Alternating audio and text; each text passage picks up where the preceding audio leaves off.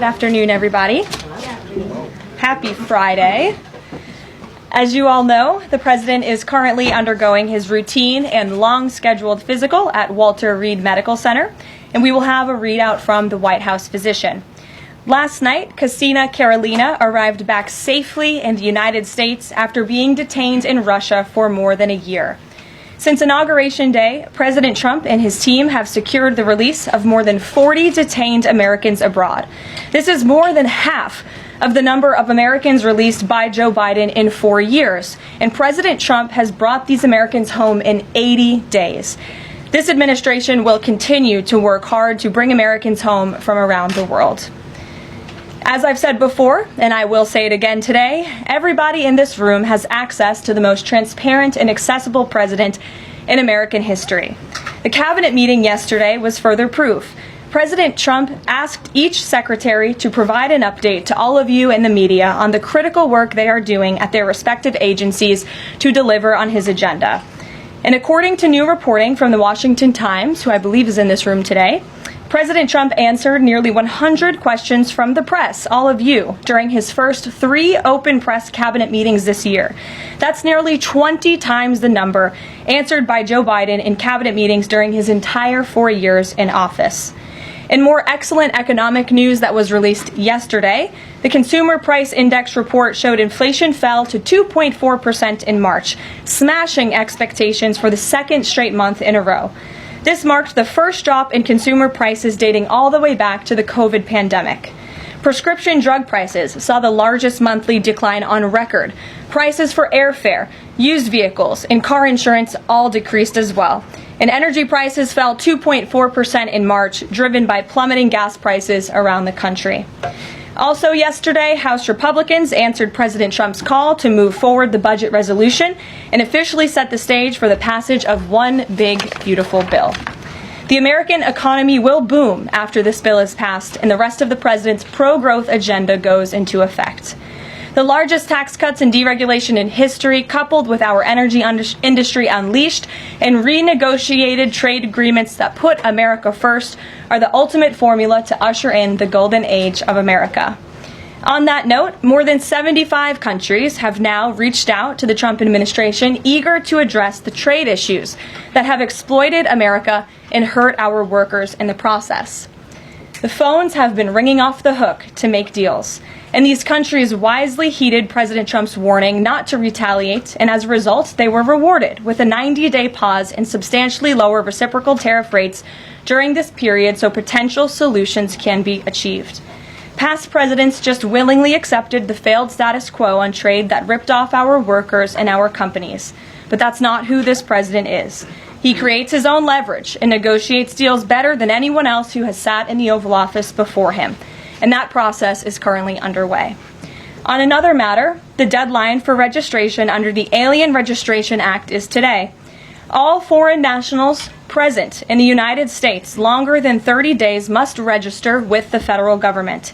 Failure to comply with this is a crime, punishable by fines, imprisonment, or both. As President Trump and Secretary Noem have both said, if you register and you leave now, you choose to self-deport, you may have the opportunity to return later legally. But if not, you will be arrested, fined, deported, never to return to our country again. The Trump administration will continue to enforce our nation's immigration laws. We will not pick and choose which laws to enforce. We must know who is in our country for the safety and the security of our homeland and for all American citizens. I also have a note from the First Lady to share with you on this Friday. On Tuesday this week, First Lady Melania Trump celebrated the advancement of the Take It Down Act in the House Energy and Commerce Committee. The important legislation passed the committee with bipartisan support, and as you may remember, the President talked about this bill in his address to a joint session of Congress last month. The First Lady remains dedicated to her championing child well-being, ensuring that every young person can thrive, and, of course, championing her Be Best agenda. We urge Congress to swiftly pass this important legislation. Here in our new media seat today, we have Jordan Berman. Jordan is a social media content creator and influencer and a lawyer who grew up following breaking down the news from a neutral perspective.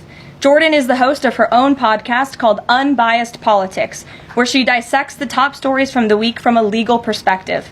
Jordan focuses on bringing back real journalism from a nonpartisan perspective and has mastered explaining complex legal decisions to a mass audience in the short-form context. Her two biggest platforms are TikTok and Instagram, where she has roughly 500,000 followers on each. With that, please kick us off, Jordan. Thank you. As you know, yesterday the House passed the SAVE Act, and many married women, soon-to-be married women, are concerned that the new voter ID requirements may inhibit their access to the polls. What assurances can you give women voters in America to ease their concerns? Sure. Well, the SAVE Act, as you mentioned, was passed by the House yesterday. This is the Safeguard American Voter Eligibility Act. I believe I'm getting that correct. And this act is a common sense measure. It would require proof of citizenship for voting in our elections. The Democrats have been fear-mongering about this bill, have been saying that married women, if their name has changed, they didn't change it on their identification, would not be able to vote. That is complete fallacy. There are outlined in the bill about how to avoid that. The president very much supports a common sense solution to ensuring that only citizens can engage in our elections. This is critical to improving the integrity of our elections and also the trust that American citizens need to have in our electoral process. So the president supports this bill, and that is a myth that has been proven wrong by the text of this bill. And I believe some of the co-sponsors of the bill have been very vocal in addressing that. And certainly I myself, as a married woman, would not stand before this podium if the president did not support such a common sense measure. Thank you. For my next question, I actually want to give a voice to the American people. I sourced the question from one of my listeners. Her name is Bryn. She is from Oregon. And she asked, what, if any, plans do you have, the administration, for the money that will be generated by tariffs imposed on foreign goods? How will the administration facilitate the development of American industries when many critical components, labor, parts, etc., are much cheaper and more feasible from foreign entities? It's a great question from your listener, and I want to thank her for submitting it to you to ask. That's the part of the new media seat, is so that everyday Americans across the country have a voice in this room. So thank you again for being here. Thanks for the question. The president's point about his trade and tariff agenda is to bolster our manufacturing industries here in our country, to bring down the cost of living here in our country, and to ensure that we are maintaining critical supply chains here in America. We cannot be dependent on countries like China if we want this country to be strong and wealthy. So the president wants to restore wealth to America by shoring up these jobs here at home, which will result in good paying jobs and higher wages for the American public. And so Americans should trust in that process. He effectively implemented tariffs in his first term while driving down the cost of living in this country, and that's what he's focused on doing again. So thank you. As a follow-up question, could I just ask, are there any specific ideas that the administration has as to what that revenue, specific tariff revenue, will be used for? Yes, to the heart of your question, the president has spoke about the trillions of dollars that he expects in revenue from tariffs and how we can use it to pay down our debt and to ensure that we are no longer faced with a crippling national debt in the trillions that is going to bankrupt our nation for future generations. So that money coming back home will make America in the green rather than in the red, which any small business owner across the country, I believe, can appreciate. Thank you so much. Thank you. I've spoken to both the president and also his national security team who will be engaged in these discussions. These will be direct talks with the Iranians, and I want to make that very clear. I also spoke to the president just last night about his goal when it comes to Iran, and he has reiterated repeatedly to all of you publicly and also privately to his team here at the White House, his ultimate goal and the ultimate objective is to ensure that Iran can never obtain a nuclear weapon. The president believes in diplomacy, direct talks, talking directly in the same room in order to achieve that goal, but he's made it very clear to the Iranians, and his national security team will as well, that all options are on the table, and Iran has a choice to make. You can agree to President Trump's demand, or there will be all hell to pay, and that's how the president feels. He feels very strongly about it. Confirm that Mr. Witkoff is in Russia to have direct communications with the Kremlin and with Vladimir Putin. This is another step in the negotiating process towards a ceasefire and an ultimate peace deal in Russia and Ukraine. As these negotiations are ongoing, I obviously will not get ahead of the president or his team, but I think the president has been quite clear that he's been continually frustrated with both sides of this conflict, and he wants to see this fighting end. He wants the war to end. We believe we have leverage in negotiating a deal, to a peace deal, and we're going to use that leverage, and the president is determined to see this through. Thank you. The things the president just said are true. The president, as I said from the podium just a few days ago when I was up here, would be gracious if China intends to make a deal with the United States. If China continues to retaliate, it's not good for China. The United States of America is the strongest, best economy in the world, as evidenced by the more than 75 countries who have called the administration immediately to cut good deals. So the president wants to do what's right for the American people. He wants to see fair trade practices around the globe, and that's his intention and his goal. Communications that are happening or may not be happening, or either way, we'll leave it to our national security team to get these discussions underway. And as always, in the effort of transparency, we will provide updates moving forward. But the president has made it very clear he's open to a deal with China. Optimistic. Okay. Sean. You'll have to talk to our allies who are reaching out to us. The phones are ringing off of the hooks. They've made it very clear they need the United States of America. They need our markets. They need our consumer base. You saw Prime Minister Benjamin Netanyahu in the Oval Office with the president saying that he was going to bring down all of their monetary tariffs and their non-monetary tariff trade barriers as well. We've heard from South Korea. We've heard from Japan. The president has spoken to Vietnam. We have Italy coming to the White House next week.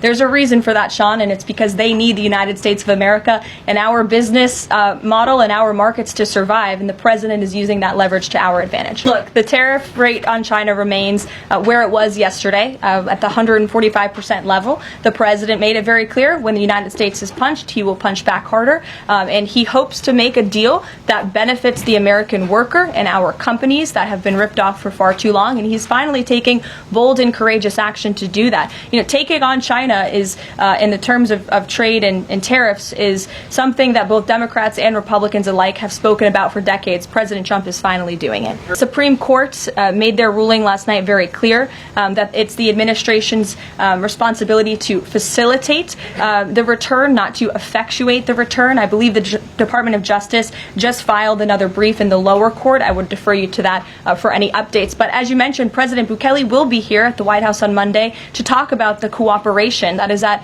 an all-time high. And we very much appreciate President Bukele and El Salvador's cooperation and the repatriation of El Salvadorian gang members who the previous administration allowed to infiltrate our country. Any plans? I don't have any details about the president's overseas trip other than to say he was surely going to Saudi Arabia. There could be more countries as part of that trip. We're working on the details, and as I've said repeatedly, we will provide the details of that trip as soon as possible. The consideration. I'm not going to comment on the details of the trip, but once they're confirmed, I will certainly let you all know. Yes.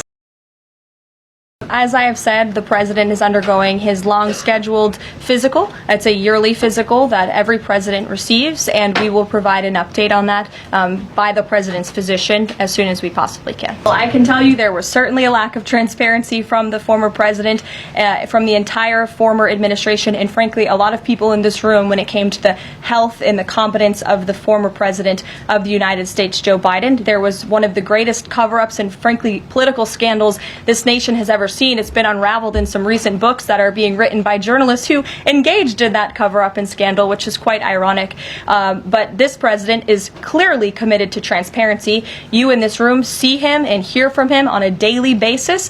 You in this room know from covering him, it's hard to keep up with him. He is a machine working around the clock every single day. And the physician, after today's physical, will provide an update on the report in the effort of transparency.